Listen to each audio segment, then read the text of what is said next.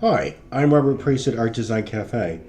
This section deals with a shortened version of the allegations against Emily Hall Tremaine, then known as Emily Spreckels, in her divorce case with Adolph B. Spreckels Jr. From September 1940 to April 1941. I'm releasing this now because there's current interest on Emily, and a longer version is planned to be added later, which would be right after this section. On Art Design Cafe, this is a shortened version. On Art Design Cafe, if you go to the Emily Hall Tremaine reference page, go down to the section 1930s, and there's lots of information with excerpts from her secret deposition, part of her initial filing, a lot of things if you want more information in the intro. All right, so I'm going to go through the allegations and the quick responses for it. Again, it'll be explained in greater depth in a later section. So the first allegation is, the first two. Emily had a dog named Swastika. It was a dachshund. And two, Emily, in fact, had a fondness for the swastika. All right, the response to this is that, yes, she admits she had a dog named Swastika, and her and Max had several dachshunds. She gave the dogs away after he died. So there's a little clue there. She insists that the swastika was Indian. Now, at that time, Indian could mean Native American. And you have to remember that Emily was the it girl and a bit of a character for that. So there's a lot more to this, and maybe this has encouraged you to listen to the longer section or to go on to the website about this.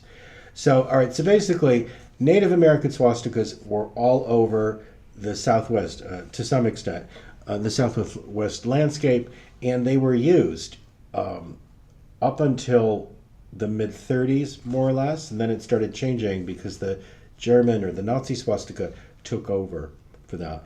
You could see in 1910s advertisements of the Indian swastika reverse as a lucky charm. So there's an issue about that, okay? And also how this is playing out in as Nazi goes stronger and that symbolism grows stronger is an issue in this. On to allegation 3. In December 1933, she and her first husband, Max, entertained Prince Louis Ferdinand from Germany, and they discussed Max obtaining a position of influence under Hitler. All right, so I recall Max was born in 1911, so he's literally 22 or 23 years old. So keep that in mind. And Max he has a German title, but he's mainly American. It's doubtful he spoke decent German for that. So that's sort of an issue as well. So the response would be, and Emily goes into this in her deposition, which I will go into in the longer version.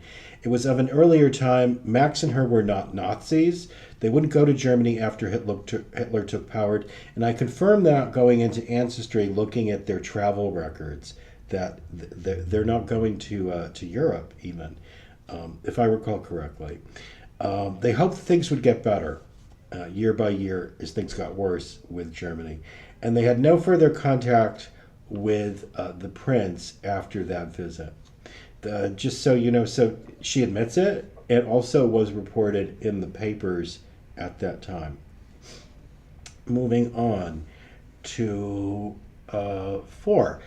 Emily was a German citizen under German law as the Baroness von Romberg. She was very proud of the title with a German passport. Okay, she was a German citizen. When she married Max in 1928, she got this passport. It's unclear if she kept the American passport, if she was allowed to or did it anyway, but she did have that as well. And she did go by the name the Baroness von Romberg for that. Her response, which I will detail with a quote in the next section, was that it was important to Max. She loved him and supported his interest in old Germany, which means the monarchy, the year of the monarchy, up until in the 19 teens for that. So there's that. Now with moving on, 5. he said that Emily also had a swastika designed physically on her villa, completed in 1938. All right. The swastika's Indian, she says, and reverse. Both her lawyers said that in the courtroom. There was some reporting on that, and also it's in the deposition for that. The thing to note is that Max built the house, and she maybe assisted it. And there's more on that in Volker Welter's book, Tremaine Houses, for that.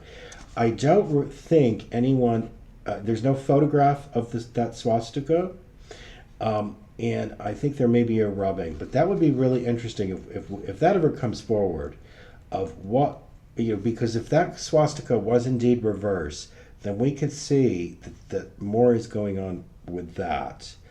And if it's positioned like a Nazi swastika, well, then that raises some questions, definitely. Moving on, 6. Adolf accused Emily of entertaining filmmaker Leni Riefenstahl, an alleged girlfriend to Hitler, just weeks after Kristallnacht, when Germany erupted and attacked the Jews. She confirms that. She did meet Leni Riefenstahl for an hour. That's in a previous podcast talking about that and referring to Emily's secret deposition. 7. Also, Emily was also accused of entertaining the Duke of Saxe, Coburg, and Gotha, an ally to Hitler, at her villa in April 1940. This was arranged with the German Consul of Los Angeles. Emily confirms that. And this also was in the papers, for that. And she talks about it in her deposition, which I go through in the previous section about the Duke. Also, with Leni Riefenstahl, that was mentioned in the Santa Barbara paper, that she was visiting, that she had visited the house. Also, additional things with the Duke. In deposition, she says she did it as a favor to Elza Chancellor. That's the Elza situation. That's another segment on Elza in this podcast series. Emily says that she was first told he was Queen Victoria's grandson, then headed the German Red Cross, and then she found out later that he was allied to the regime, and it was too late to cancel. Gissling supplied the guest list for that. So, in short, if you go through the podcast on the Duke, you'll see that's happening in the American media. That he's sometimes being presented as this British royal, and then they're mentioning Hitler in Germany, and then other times they're not. And then we have the next allegation. Emily also entertained the German ambassador Wilhelm Tannenberg. Actually, he's the first secretary. Wilhelm Tannenberg and his wife. They had the duty of creating appeasement sentiment among American businessmen. Well, that's a little unclear. And I will try to get clarification on that in the longer version to come for that. What there is there you get a sense of this if you look at or listen to the third section of the Duke, where I go through the German consul Gissling's report to Washington that was sent to Berlin about what this trip was about, and it was about finding out what people thought of the Nazi regime in this strange, via British royal. The next allegation, he also said, that's Adolph B. Spreckels, that Emily was interrogated by the FBI. All right. There are no FBI files on Emily or Max or even Adolph. I did a Freedom of Information Act request for the three. Nothing came back. They could be in U.S. naval intelligence, which was really covering Nazi at that time. But having said this, by 1940, the FBI is, I recall, onto Nazi. And I bet that, for example, the Duke of Saxe, Coburg, Gotha, that there's a FBI file on him about this trip and who he was meeting with. 10. Adolf once jokingly gave the Nazi salute, and she joined him. She said that's correct.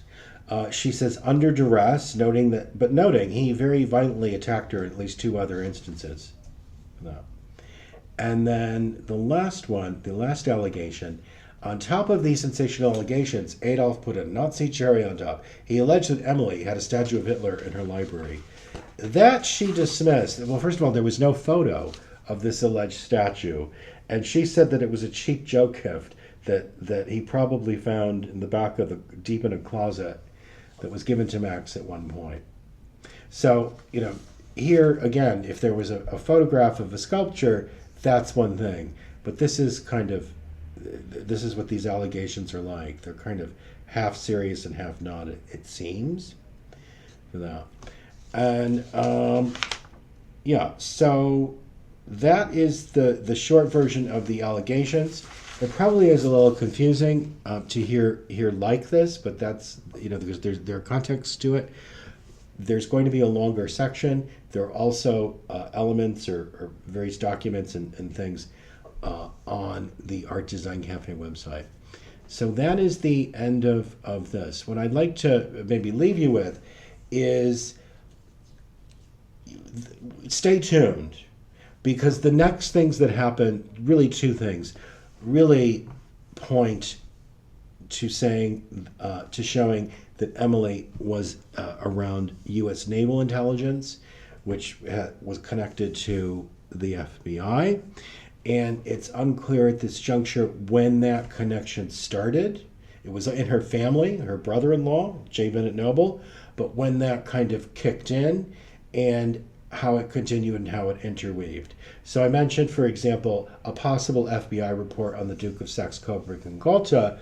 There's also a lot of potential with Office of Naval Intelligence documentation coming forward about not only Leni visiting, but also this whole Duke situation and the situation of Emily and the people around her.